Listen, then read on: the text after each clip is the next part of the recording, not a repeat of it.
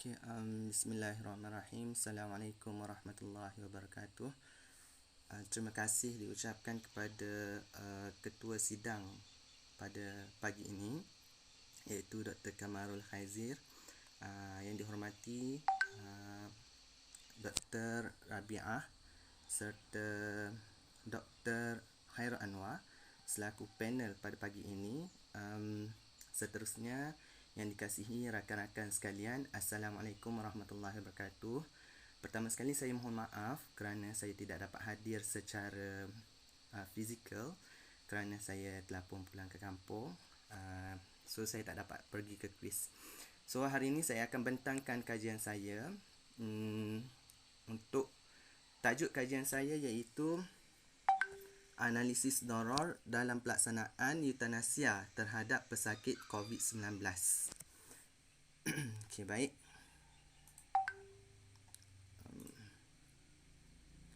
Okey. So hari ini ada beberapa perkara yang saya akan bentangkan, iaitu yang pertama berkaitan pengenalan kajian, kedua permasalahan kajian, ketiga persoalan kajian, keempat objektif kajian, kelima metodologi kajian, keenam jangkaan dapatan kajian, ketujuh sumbangan kajian, kelapan gancat proses kajian, dan akhir sekali iaitu penutup. Okey. Baik. Kita tengok pada pengenalan kajian. Apa itu darar? Darar ialah melakukan kerosakan terhadap kemaslahatan yang disyariatkan, sama ada terhadap diri sendiri atau orang lain secara tidak benar, melampau atau cuai. Itu menurut Zaidan.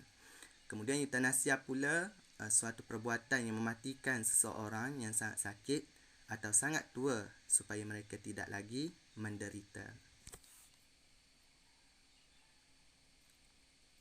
Okey, kita pergi kepada permasalahan kajian. Okey, baik. Menurut hukum syarak, dalam Al-Quran, Allah Subhanahu Wa Taala telah menyebut yang bermaksud, dan janganlah kamu membunuh jiwa yang diharamkan Allah untuk membunuhnya melainkan dengan sesuatu sebab yang benar. Surah Al-An'am ayat 151. Selain itu, Allah Subhanahu Wa Taala juga telah berfirman yang bermaksud, dan tidak layak bagi seorang mukmin membunuh seseorang mukmin yang lain kecuali kerana tersalah, iaitu tidak sengaja. Surah An-Nisa ayat 92. Dari dalil-dalil yang telah disebutkan ini, jelaslah bahawa orang yang melaksanakan eutanasia hukumnya adalah haram.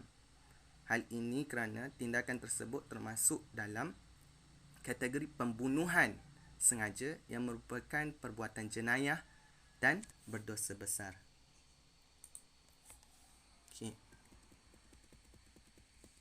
Seterusnya kita lihat kepada permasalahan kajian yang kedua, iaitu dari sudut undang-undang.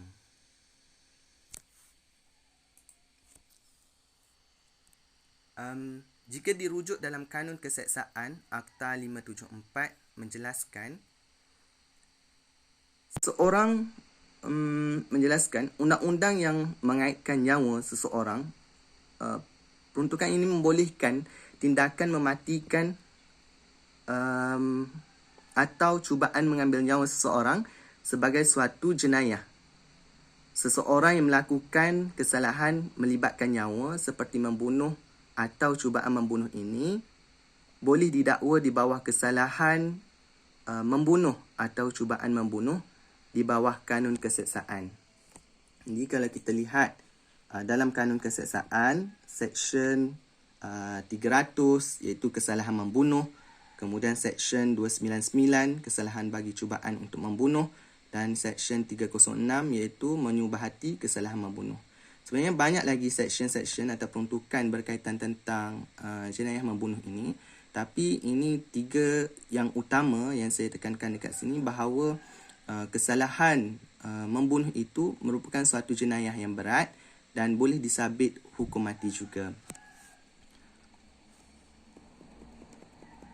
Jadi berdasarkan peruntukan-peruntukan undang-undang tersebut, jelaslah bahawa perbuatan euthanasia ini adalah salah di sisi undang-undang pada asasnya.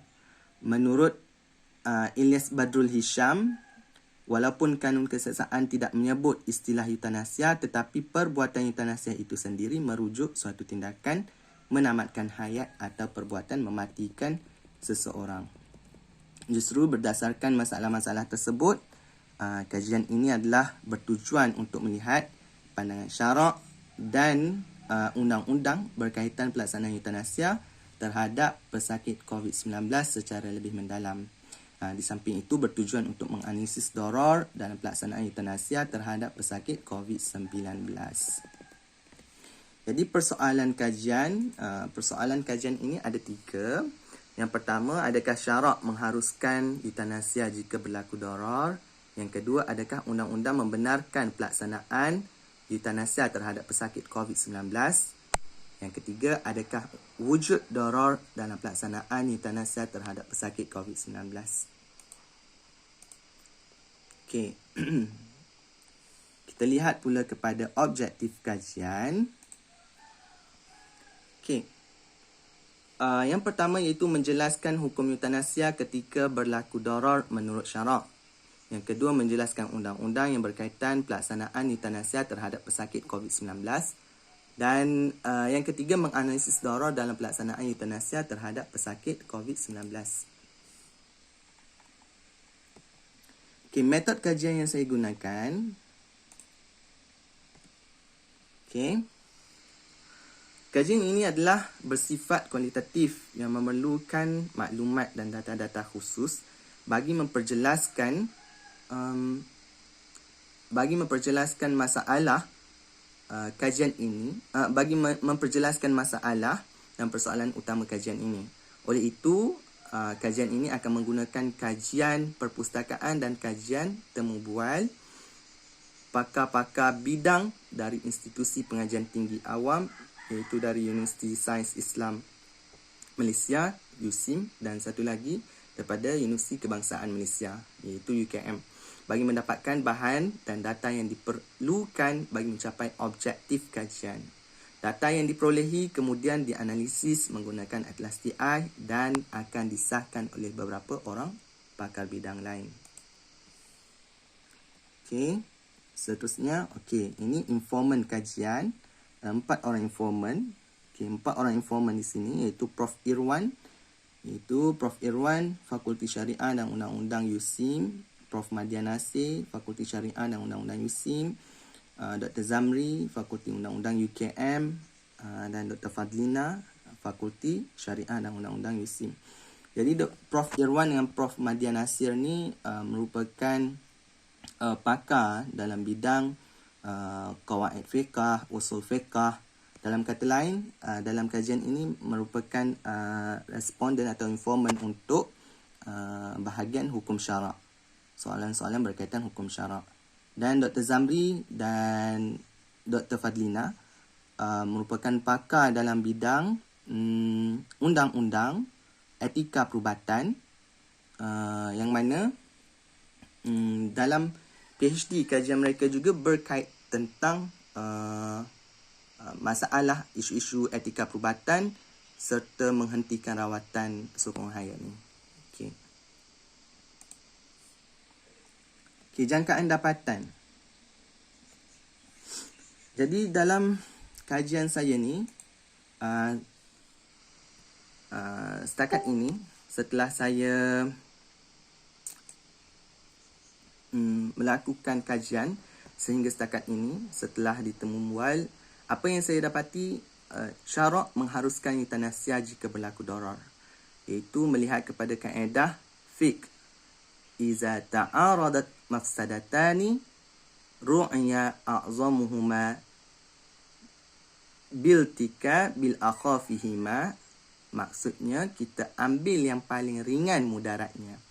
Jadi dalam kes ini, jika ada 2 pesakit yang memerlukan sokongan rawatan sokongan hayat, iaitu ventilator.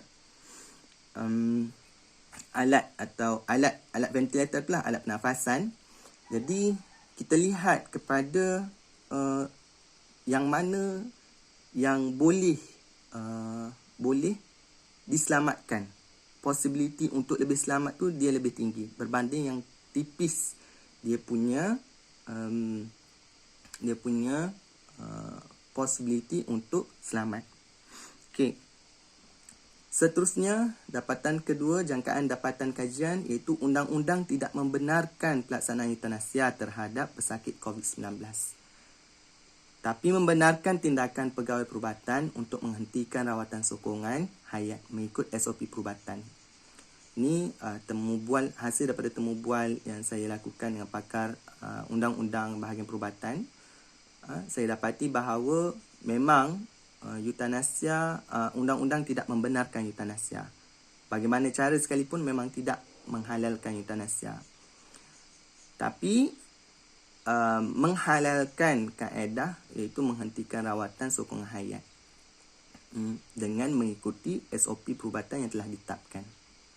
Dan satu lagi, apa yang saya dapati bahawa apa-apa tindakan yang diambil oleh pegawai perubatan semasa pandemik hari itu, kita ada satu akta khusus yang menjadi immunity untuk pegawai perubatan supaya tidak dikenakan apa-apa tindakan undang-undang jika tindakan yang mereka ambil pada ketika itu yang mereka yakin dan mereka beranggapan bahawa perbuatan itu adalah perbuatan yang wajar.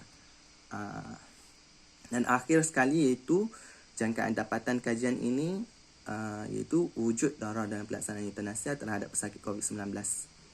Kerana apa?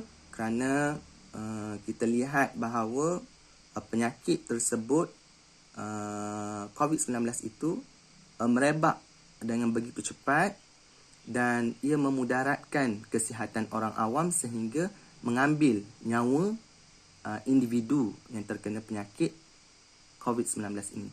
Terutama mereka yang mempunyai penyakit-penyakit lain yang telah yang kritikal juga, itu memang possibility untuk mereka mati lebih tinggi. Jadi apapun memang wujud darar ketika itu yang mana jika kita mengambil tindakan untuk menghentikan rawatan pesakit terhadap pesakit COVID-19 demi menyelamatkan pesakit lain, iaitu memindahkan rawatan tersebut kepada pesakit lain atas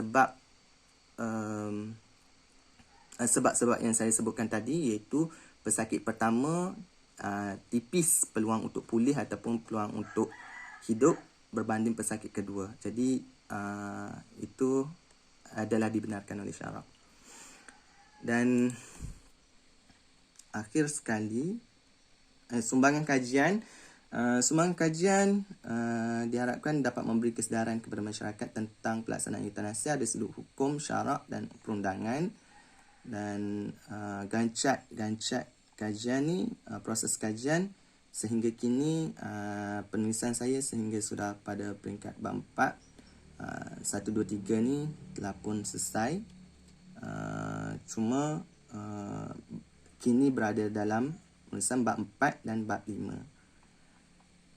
Dan sebagai penutupnya, diharapkan kajian ini dapat membantu memberi kesedaran kepada masyarakat berkaitan pelaksanaan eutanasia di Malaysia, dan semoga kajian ini dapat disiapkan dalam tempoh terdekat.